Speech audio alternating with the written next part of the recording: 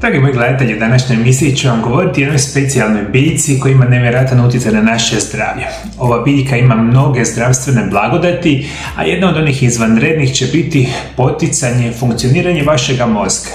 I kako potičete funkciju vašega mozga, sprečavate jednu od najgorih bolesti trenutačno u modernom svijetu koja se naziva demencija. Ova biljka specijalno bitna za vas koji već imate 50-55 godina pa ste i stariji, jer već u značajnom riziku postajete da razvijete demenciju. Demencija je u rapidnom porastu, uzroci su ovaj način života koji mi svakodnevno prakticiramo. Ovo je biljka koja se naziva divlji cimet i to je jedna od onih biljaka o kojima pišem u mojoj novoj knjizi koja se naziva Čudesni prirodni lijekovi drugi dio.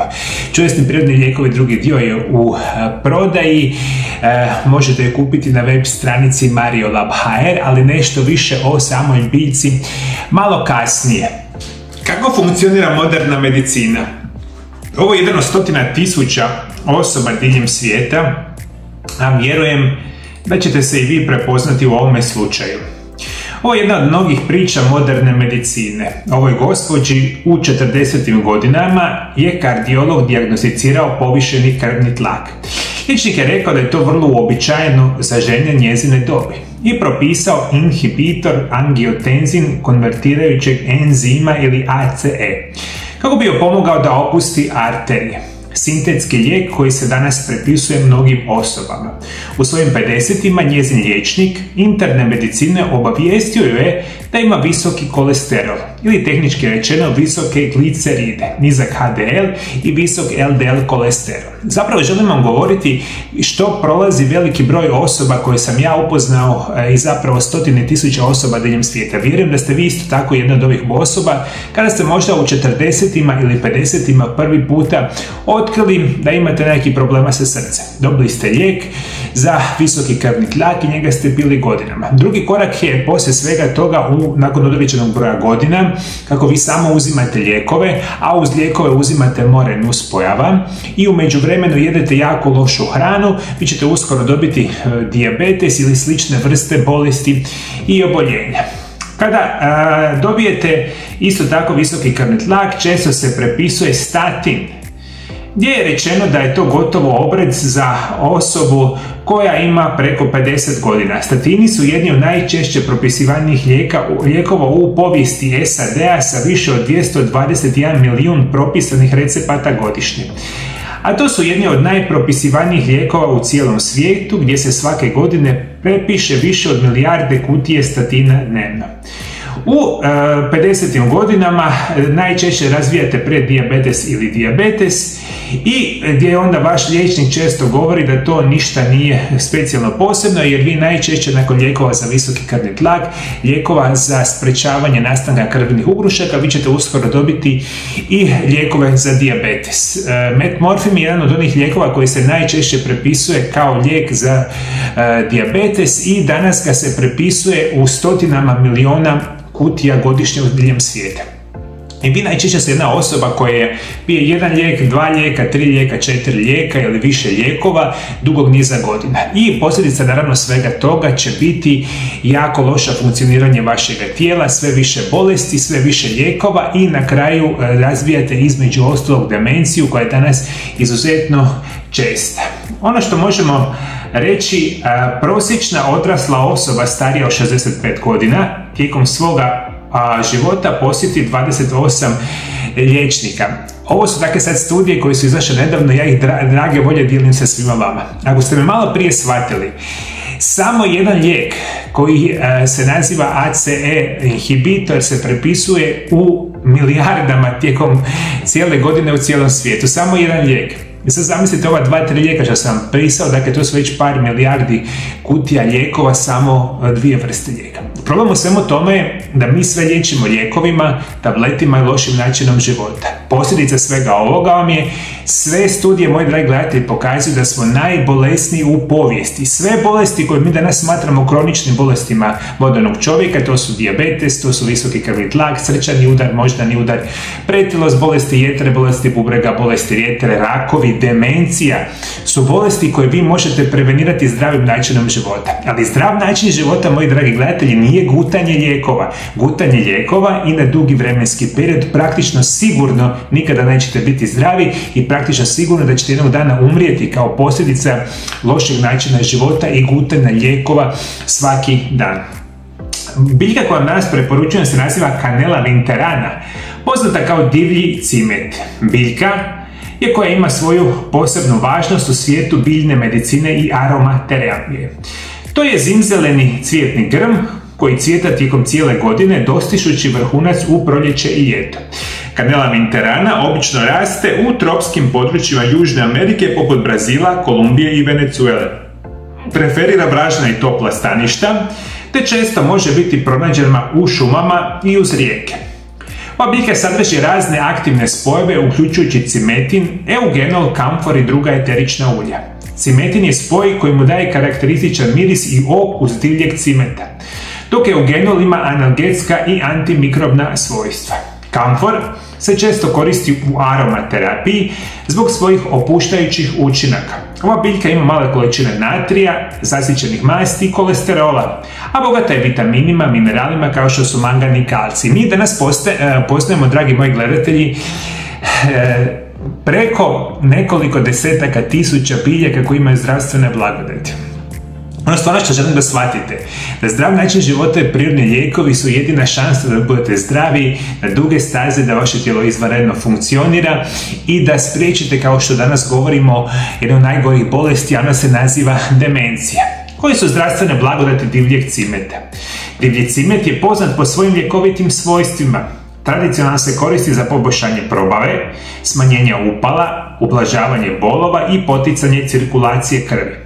Također se vjeruje da ima antibakterijska, antivirusna i antigljivična svojstva, te može pomoći u jačanju imunološkog sustavlja. Divlji cimet ima antikancerogena svojstva i pomaže osobama da se brže oporavljaju nakon kemoterapija.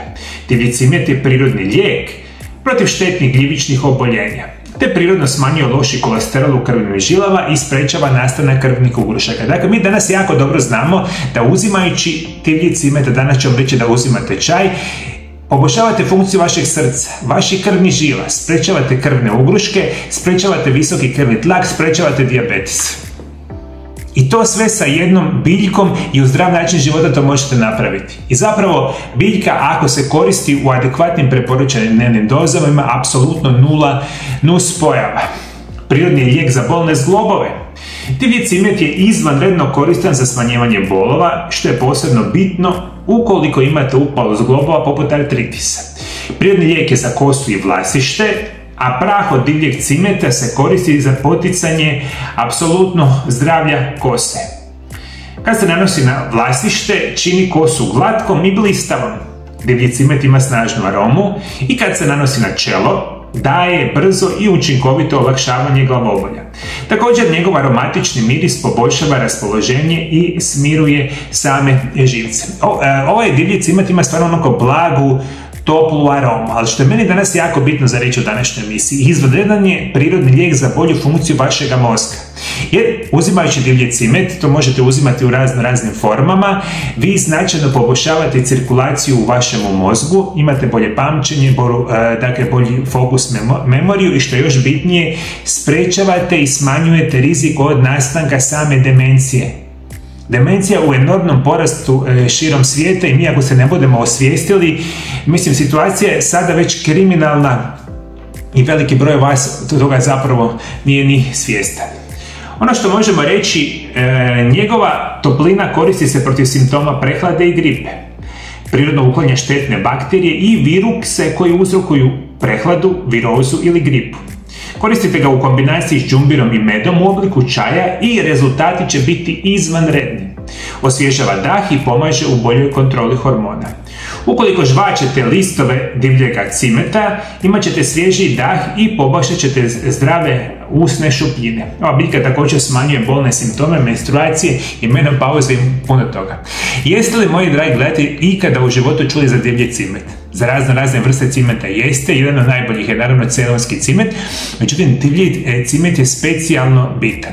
Dati ću vam jednu specijalnu recepturu gdje ćemo koristiti cimet, ide jako dobro u kombinaciji sa crnim čajem. Koristit ćemo s nečim što se naziva sok od limuna i sa medom. I pravit ćemo jednu specijalnu recepturu koja će vama pomoći ukoliko dnevno pijete ovu vrstu čaja za sprječavanje svih ovih bolesti, a tako i bolesti samoga mozga. Kako koristiti ovu biljku? Postoji nekoliko načina kako se može koristiti divlji cimet. Listovi i kora ove biljke mogu se koristiti za pripremu čajeva, tinktura i ekstrakta. Također se upotrebljava kao začin u kulinarstvu za dodavanje okusa jelima. U aromaterapiji eterično ulje divljeg cemeta koristi se za masaže ili difuziju radi stimuliranja osjetila i opuštanja uma. Kako napraviti čaj od cimeta? Treba vam jedan štapić cimeta, 250 ml vode, jedna mala žlica crnog čaja, sok od limuna i med. Dodajte štapiće cimeta u vodu i u lonac i pustite da zavrije 250 ml vode na srednje jakoj vatri na štednjaku. Kada voda proključa, smanjite vatru i na laganoj vatri ostavite da se cimet natapa oko 10 minuta. Zatim maknite lonac sa vatre i dodajte listove crnoga čaja. Ostavite još 1 do 2 minute, ovisno o tome koliko želite jak okus. I sada kada imate unutra crni čaj, imate cimet, lijepo čaj procjedite i kada se on malo ohladi, u njega dodajte malo soka od limuna i malo meda, to radite zapravo po vašem želji. Ovu vrstu čaja ću vam preporučiti da pijete 30 dana zaredom jednu šalicu čaja, imat ćete nevjerojatnu situaciju za poboljšavanje vašeg zdravlja. A koji su moji, mene puno puta vi dragi gledatelji pitate kako da ja budem zdrav, šta da mi radimo, kako da mi budemo zdravi kada šta god da dobijemo naših doktora, sve smo gori, sve smo bolesni. Okruženi smo hranom koja nas truje. Dakle, jedino rješenje vam je ovako. Vi morate početi sebe, moji dragi gledatelji, educirati što je zdrav način života i prirodni lijekovi. Ono što ću vam reći, još jednom napominjem, skoro 90% ovih bolesti se prevenira sa zdravim načinom života i prirodnim lijekovima. Samo što vi ne znate što je zdrav način života i što su prirodni lijekovi. Koji je ispravan način da ozdravite i spriječite najgore bolesti modernog čovjeka na prirodan i siguran način? Prvi korak je da počnete učiti što je zdrava prehrana i kako se prakticira isprekidani post, koji je najzdraviji režim prehrane na svijetu. Drugi korak je da naučite najbolje prirodne lijekove za vaše bolesti. Koji su, kako se primjenjuju i koje su preporučene doze i sl. Sve ove informacije i puno više imate u mojem kompletu 3 knjige. Prva knjiga se naziva Isprekidani post, tajna zdravlja i dugovječnosti. Druga i treća se nazivaju Čudesni prirodni lijekovi, prvi i drugi dio. Na 800 stranica imate sve što vam treba da znate naučiti se braniti od najgorih bolesti modernog čovjeka, sa znanjem i prakticiranjem zdravog načina života. Komplet od moje 3 knjige na hrvatskom jeziku su dostupne odmah sa 30% popusta na internetskoj stranici mariolab.hr i sve informacije ovoga tipa imate dolje. Ako želite naučiti što je zdrav način života, za vas sam napisao knjige. Imate 3 knjige, imate skoro 800 stranica što je nutricionizam, što je prehrana. Ako me hoćete slušati, ako ćete poboljšati vaše zdravlje, imate mogućnost kupiti moje knjige. I vi kada ove 3 knjige naučite, znači da se branite od bilo koje bolesti koje u današnjem modernom načinu života. Međutim, mi ako ništa ne učimo, ne educiramo se, onda smo tu gdje jesmo, moji dragi gledatelji, bolesni i pijemo svaki dan lijekove. Jedemo ovu hranu što konzumiramo i nemojmo se čuditi što smo enormno bolesni. Uz učenje i educiranje, a sve imate u mojim knjigama, još ću vam preporučiti, super jednostavno kupite najbolje dodatke prehrani na svijetu, koji se nazivaju Fitline. I ovo vam ne kažem nekako bez veze, jer nakon 5 godina rada na mome YouTube kanalu sam napokon odlučio da vama preporučujem nešto što je izvanredno. I svi vi koji ne vjerujete da su dodaci prehrani vama bitni, u toj ste u velikoj zabludi. Vi ako ne uzimate redovito minerale i vitamine u optimalnim dnevnim dozama, a ovo je specijalno bitno za osobe koji su već prešli 45 godine. Slušajte me, moji dragi gledatelji, sve studije pokazuju da osobe preko 45 godina, pa 50, pa 55, pa nadalje, u kroničnom ste nedostatku minerala, vitamina svaki dan. I ti minerali i vitamini vama čuvaju zdravlje. Ako ih ne unosite hranom, a ne možete ih unositi hranom jer je hrana puna kemikalija i štetnih otrova, vi morate uzimati dodatke prehrani ako želite biti zdravi. Međutim, veliki broj, zapravo skoro većina većina dodataka prehrane koje kupujete su nikakve koristi i loše su kvalitete. Ako ćete mene saslušati, imat ćete 3 knjige gdje ćete naučiti što su prirodni lijekovi i kupit ćete nešto od Fitline što se naziva optimalni set. Optimalni set vam dolazi u 3 kutije. Jedna kutija se naziva Power Cocktail, druga se naziva Restorate i treća se naziva Activise. U ovome setu imate 3 kutije gdje imate sve minerale i vitamine u optimalnim dnevnim dozama. I vama nikad više u životu neće trebati niti doktori, niti liječnici, jer ćete vi znati sami sebi pomoći. Imate knjige, imate dodatke prehrani i ako se prema tome poštivate, praktično 90% bolesti ćete spriječiti i ove sad bolesti koje imate ćete rješavati na prirodan i siguran način.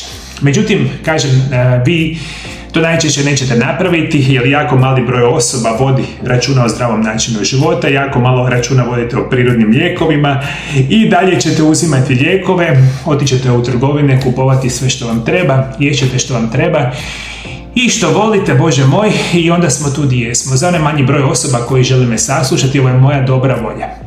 Čaj od cimeta, divljeg cimeta je izvanredan način pomoći vašemu tijelu, imate prirodne lijekove, imate knjige, imate sve što vam treba, samo trebate napraviti, a kažem, mnogi od toga zapravo nikada neće ni napraviti, dobit će demenciju, dobit ćete razne teške bolesti i nikada nećete biti bolje. Moji dragi gledatelji, prije svega hvala što me pratite. Pratite me i dalje, Bog vas blagoslovio, Bog blagoslovio i vašu obitelj. I prije nego što odete, htio bih vam preporučiti još jedan od onih divnih prirodnih lijekova protiv nastanka demencije, njega možete otkriti u ovom video zapisu pored mene. Vidimo se drugi puta, lijepi pozdrav!